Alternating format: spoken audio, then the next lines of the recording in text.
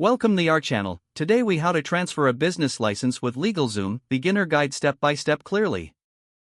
Start by visiting the LegalZoom website. Create an account or log in if you already have one. Navigate to the business section of the site.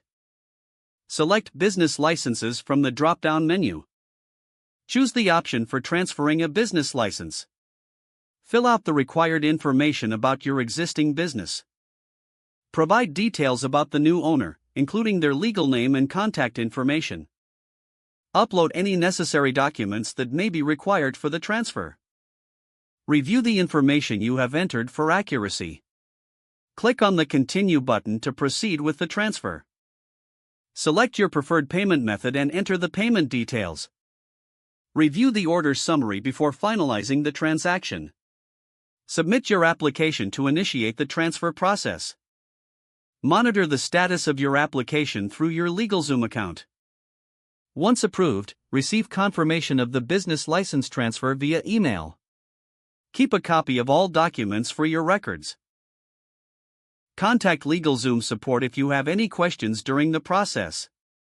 If the page does not load, refresh the browser or try again in a private or incognito window.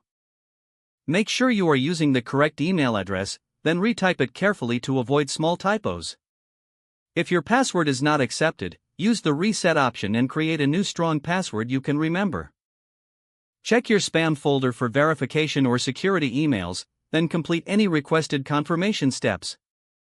Enable two-factor authentication if available to improve account security and reduce unauthorized access risk.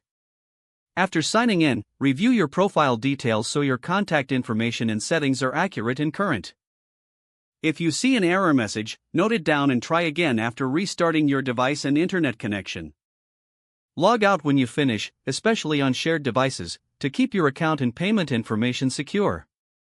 If the page does not load, refresh the browser or try again in a private or incognito window. Make sure you are using the correct email address, then retype it carefully to avoid small typos. If your password is not accepted, use the reset option and create a new strong password you can remember. Don't forget to like this video and subscribe to our channel for more step-by-step tech guides.